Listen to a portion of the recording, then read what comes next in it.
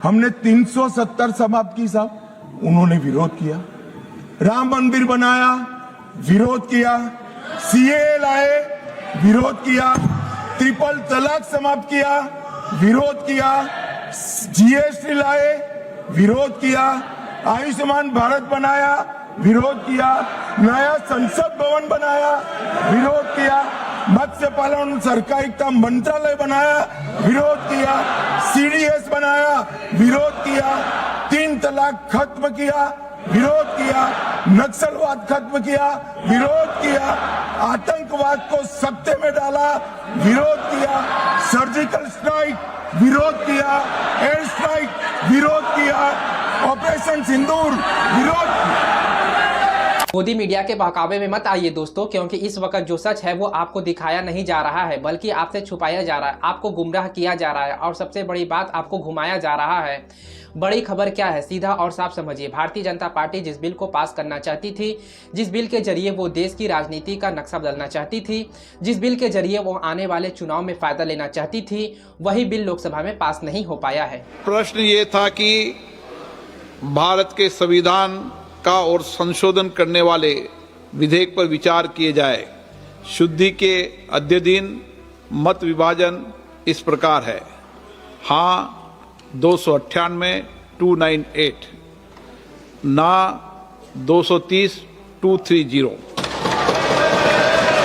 प्रस्ताव संविधान के अनुच्छेद 368 के उपबंधों के अनुसार सभा की कुल सदस्य संख्या के बहुमत द्वारा तथा सभा के उपस्थित और मत देने वाले सदस्यों के कम से कम 2/3 बहुमत द्वारा पारित नहीं हुआ। हाँ दोस्तों, डिलिमिटेशन बिल जिसके लिए चाहिए था 2/3 बहुमत, लेकिन मिला सिर्फ 278 वोट और विपक्ष के खाते में गया 211 वोट।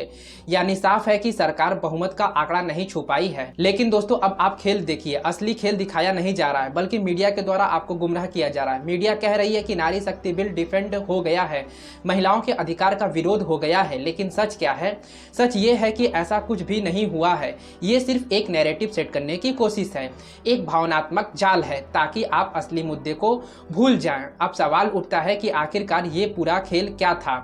क्यों अमित शाह लगातार इस बिल को महिलाओं के अधिकार से जोड़ रहे थे? क्यों बार बार ये कहा जा रहा था कि देश की महिलाओं माफ नहीं करेंगी, जबकि असल मुद्दा तो डिलिमिटेशन बिल का था, यानी परिसीमन बिल का था। विपक्ष का सीधा सवाल था कि अभी जो 543 सीट है उसमें महिलाओं को आप अधिकार दीजिए ना। देश की माताओं बहनों के लिए मान्यवर, मुझे था देश की माताओं बहनों के लिए आरक्षण आ रहा है, ये विरोध आज नहीं होगा, मगर आज भी विरोध करेंगे। विपक्ष का सीधा सवाल था कि अभी जो 543 सीट है उसमें महिलाओं को आरक्षण देने वाला बिल क्यों नहीं सीधे पास किया जा रहा है? क्यों उसे परमिशन यानी डिलिमिटेशन के साथ जोड़ा जा रहा है? आखिरकार मंशा क्या है? दोस्तों हम वीडियो को शुरू करेंगे, लेकिन उससे पहले हम आपसे एक रिक्वेस्ट करना चाहते हैं कि दोस्तों अगर आप हमारे चैनल पे नए हैं ना, तो वो सब्सक्राइब वाली बटन जरूर दबाइएगा, क्योंकि इस टाइम यूट्यूब जो है वो मेरी वीडियो को बूस्ट नहीं दे रहा है, ना ही सजेशन में मेरी वीडियो को डाल रहा है, सीधा सीधा कहें तो ना ही मेरे वीडियो पे रीच नहीं दे रहा है। इसलिए मैं आपसे एक रिक्वेस्ट करना चाहता हूँ दोस्तों कि अगर आप मेरे चैनल पे नए हैं ना, तो वो सब्सक्राइब वाली बटन दबाइए और नोटिफिकेशन को ऑन करके रखिए, ताकि आपको असली मुद्दा दिखाया जाए और समझाया जा सके।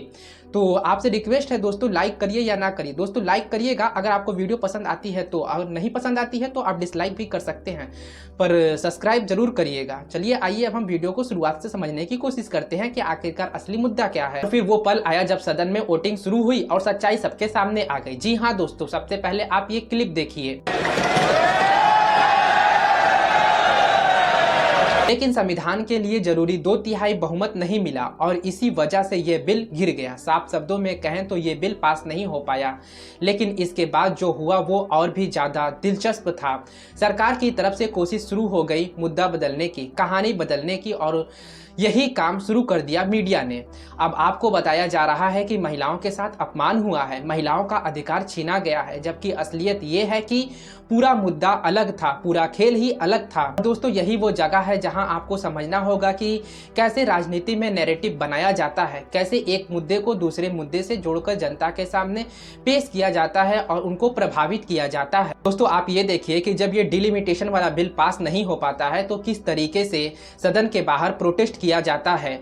और 11 साल में पहली बार ऐसा हुआ है कि मोदी सरकार कोई बिल लाई है और वो बिल पास नहीं हो पाया है, तो इसलिए ये लोग सदन के बाहर आप लोग देख सकते हैं कि किस तरीके से प्रोटेस्ट कर रहे हैं, जबकि महिला आरक्षण बिल अलग है और डिलिमिटेशन बिल अलग है। तो अब आगे हम लोग समझने की कोशिश करते हैं कि आखिरकार ये पूरा मुद्दा कहां से शुरू हुआ और कैसे शुरू हुआ। आगे बढ़ते हैं और समझते हैं कि सदन के अंदर आखिरकार क्या हुआ था। अमित शाह ने भाषण दिया और उन्होंने एक के बाद एक मुद्दे गिनाना शुरू कर दिया। उन्होंने कहा कि 370 हटाया, विरोध किया, राम मंदिर बनाया, विरोध किया, CAA लाया, विरोध किया, GST लाया, विरोध किया, ट्रिपल तलाक खत्म किया, विरोध किया, सर्जिकल स्ट्राइक किया, विरोध किया, एयर स्ट्राइक किया, विरोध किया। यानी पूरा फोकस एक ही बात पर था कि विपक्ष हर चीज का विरोध करता है और अब महिलाओं के आरक्षण का भी विरोध कर रहा है। लेकिन सवाल वही है जो विपक्ष पूछ रहा था कि अगर इतना ही समर्थन है महिलाओं के लिए तो सीधा बिल क्यों नहीं पास किया जा सकता है, क्यों इसे परिसीमन यानी कि डिलिमिटेशन के साथ जोड़ा जा रहा है। और अब दोस्तों कहानी में एंट्री होती है राहुल गांधी जी की, जिससे पूरा माहौल ही बदल जाता है। राहुल गांधी खड़े होते हैं और वो सीधे मुद्दे पर बात करते हैं। वो कहते हैं कि असली खेल क्या है, असली मंशा क्या है। वो एक लाइन बोलते हैं जिसने पूरे सदन में हलचल मचा दिया। वो कहते हैं कि सच क्या है, ये जादूगर पकड़ा गया है, बालाकोट का जादूगर, नोटबंदी का जादूगर अब पकड़ा गया है। बस यही वो पल था जब सत्ता पक्ष और बौखला गया, हंगामा शुरू हो गया। ये कहा जाने लगा कि प्रधानमंत्री का अपमान हो रहा है, ये भाषण ठीक नहीं है। लेकिन सवाल ये है कि क्या प्रधानमंत्री की आलोचना नहीं हो सकती है? क्या लोकतंत्र में सवाल पूछना गलत है? Central confusion, and I have to put this right. There is a central fundamental confusion in the minds of the BJP and its leadership. And the confusion is that they think they are the people of India. You are not the people of India. The people of India are something else. They also think that they are the armed forces. You are not the armed forces. The armed forces are something else. You are a political organization. You are not India and you are not the armed forces of India. We are not attacking the people of India. We are not attacking the armed forces of India. We are attacking you. Do not hide behind the people of India or behind the armed forces. और राहुल गांधी लगातार बोलते रहते हैं। उन्होंने साफ कहा कि भाजपा देश नहीं है, भाजपा सेना नहीं है और आप देश और सेना के पीछे छुपना बंद करिए, सामने आइए और मुद्दे पर बात करिए। ये सीधा हमला था और यही वजह था कि सत्ता पक्ष को सबसे ज़्यादा तकलीफ हुई। और दोस्तों यहीं से साफ दिखने लगा कि असली लड़ाई क्या है। ये सिर्फ एक बिल की लड़ाई नहीं है, ये नैरेटिव की लड़ाई है, ये जनता के दिमाग में कहानी बैठाने की लड़ाई है। The truth is the magician has been caught. The magician of Balakot, the magician of demonetization, the magician of Sindhur has suddenly got caught. Why? Yeah. Because he was... No.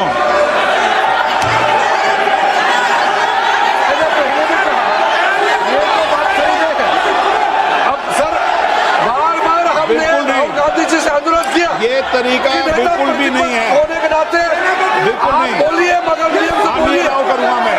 और ये इस देश का 140 करोड़ का चुना हुआ प्रधानमंत्री को ये अनाप शराब बात करके क्या साबित करना चाहते हैं? आज जो भाषा इस्तेमाल कर रहे हैं, स्पीकर साहब ने बार-बार कहा कि वो बोल सकते हैं मगर नियम के तहत ऐसा नहीं चलता है। ऐसे तो नहीं बोल हम सकते। लोग एक्सपेक्ट करते हैं कि राहुल दोस्तों यहीं से कहानी और ज़्यादा दिलचस्प हो जाती है, क्योंकि राहुल गांधी यहीं नहीं रुके। उन्होंने सीधे मुद्दे पर वार किया जिससे सरकार सबसे ज़्यादा डरती है। उन्होंने कहा कि ये बिल पास हो ही नहीं सकता था, सरकार को पहले से पता था, फिर भी इसे लाया गया। क्यों लाया गया? क्योंकि ये एक पैनिक क्रिएशन था। उन्होंने साफ कहा कि प्रधानमंत्री नरेंद्र मोदी दो मैसेज देना चाहते हैं। पहले वो देश के चुनावी नक्शे को बदलना चाहते थे और दूसरा वो ये दिखाना चाहते थे कि वो महिलाओं के सबसे बड़े हितैषी हैं। हमने रोक दिया है और मैं अभी कह रहा हूं, प्रधानमंत्री से कह रहा हूं, अगर आप महिला बिल चाहते हैं 2023 का महिला बिल निकालिए, उसका इम्प्लीमेंटेशन आज से करिए और पूरा का पूरा ऑपोजिशन 100% आपको समर्थन देगा और महिला बिल हम इमीडिएट इम्प्लीमेंटेशन करा देंगे। अब आप खुद सोचिए, अगर सरकार को पहले से पता था कि बिल पास नहीं होगा फिर भी वो इसे लाई, तो इसका मतलब क्या है? इसका मतलब साफ है कि असली मकसद कुछ और है और जो हमें दिखाया जा रहा था वो तो कुछ और था। फिर राहुल गांधी ने देश के दक्षिण राज्यों और पूर्वोत्तर राज्यों को सीधा संदेश दिया। उन्होंने कहा कि घबराइए मत, आपके अधिकारों पर हमला नहीं होगा, हम इस देश की एकता को कमजोर नहीं होने देंगे। ये बहुत बड़ा बयान था क्योंकि पहली बार बहस को सीधे नॉर्थ वर्सेस साउथ और रिप्रेजेंटेशन के मुद्दे को जोड़ा गया था। उन्होंने कहा कि पहले भी ये सवाल उठाया था जब इंदिरा गांधी सत्ता में थी तब भी, और जब अटल बिहारी वाजपेयी प्रधानमंत्री थे तब भी, लेकिन इन दोनों ने इस खतरे को भापा और एक सूझबूझ वाला कदम उठाया। यानी राहुल गांधी ये बताने की कोशिश कर रहे थे कि ये सिर्फ एक बिल नहीं है, ये देश के संतुलन का सवाल है, ये राज्यों के बीच की बराबरी का सवाल है। यहीं पर उन्होंने एक और बड़ा मुद्दा उठाया ओबीसी SC ST का। उन्होंने कहा कि आप इन्हें हिंदू तो कहते हैं लेकिन सत्ता में इन्हें हिस्सेदारी नहीं देते, आप इनका नाम लेते हैं लेकिन इन्हें ताकत नहीं देते हैं। ये सीधा हमला था उस राजनीति पर जो सिर्फ पहचान की बात करती है लेकिन हिस्सेदारी की बात नहीं करती। और दोस्तों, अब सबसे बड़ा सवाल उठता है कि सदन के अंदर आखिरकार माहौल कैसा था? क्या सब कुछ निष्पक्ष था या फिर राजनीतिक खेल खेला जा रहा है अभी भी? अब राहुल गांधी बोल रहे थे तो बार बार उन्हें रोका गया, बार बार उनके भाषण में दखल दिया गया, यहाँ तक कि जब उन्होंने कोई असंवेदनशील शब्द भी इस्तेमाल नहीं किया था तब भी उन्हें रोका जा रहा था, टोका जा रहा था। लेकिन जब सत्ता पक्ष के नेता लगातार विपक्ष पर हमला कर रहे थे तब कोई रोकने वाला नहीं था। यही वो पॉइंट है जहां विपक्ष ने लोकसभा अध्यक्ष पर सवाल खड़ा किया कि क्या सदन निष्पक्ष तरीके से चल रहा है या एक तरफ ज्यादा झुकाव दिख रहा है। और यही वो वजह है कि आज का दिन सिर्फ एक बिल के गिरने का दिन नहीं था, बल्कि ये दिन था हमारे लोकतंत्र के अंदर चल रही खींचातानी का, ये दिन था नैरेटिव की लड़ाई का, ये दिन था सत्ता और विपक्ष के बीच सीधा टकराव का। अब सवाल आपसे है, क्या सच में महिलाओं का बिल गिरा है या फिर आपको एक अलग कहानी सुनाई जा रही है? क्या ये सिर्फ एक राजनीतिक चाल थी या फिर देश के भविष्य को बदलने की कोशिश थी? सच क्या है आपको तय करना है। और अगर आप चाहते हैं कि आपको ऐसे ही बिना डर के, बिना किसी झुकाव के सच्चाई खबर मिलती रहे तो अभी आप मेरे चैनल को सब्सक्राइब करिए, वीडियो को लाइक करिए और शेयर जरूर करिएगा, क्योंकि सच को जितना ज़्यादा फैलाया जाएगा उतना ही ज़्यादा झूठ जो है वह कमज़ोर हो जाएगा। राजनीति में सबसे बड़ा हथियार क्या होता है? ना पैसा ना ताकत, सबसे बड़ा हथियार होता है नैरेटिव। और जिस दिन आप नैरेटिव समझ लिए उस दिन कोई आपको गुमराह ही नहीं कर पाएगा। तो दोस्तों, मैं आपसे मिलूंगा किसी नेक्स्ट वीडियो में। अभी आप देख रहे हैं कि मुझे कितना तेज पसीना हो रहा है। मिलते हैं किसी नेक्स्ट वीडियो में और आपसे एक रिक्वेस्ट है कि चैनल को सब्सक्राइब करना मत भूलिएगा, क्योंकि आप मेरी कंडीशन देख रहे हैं।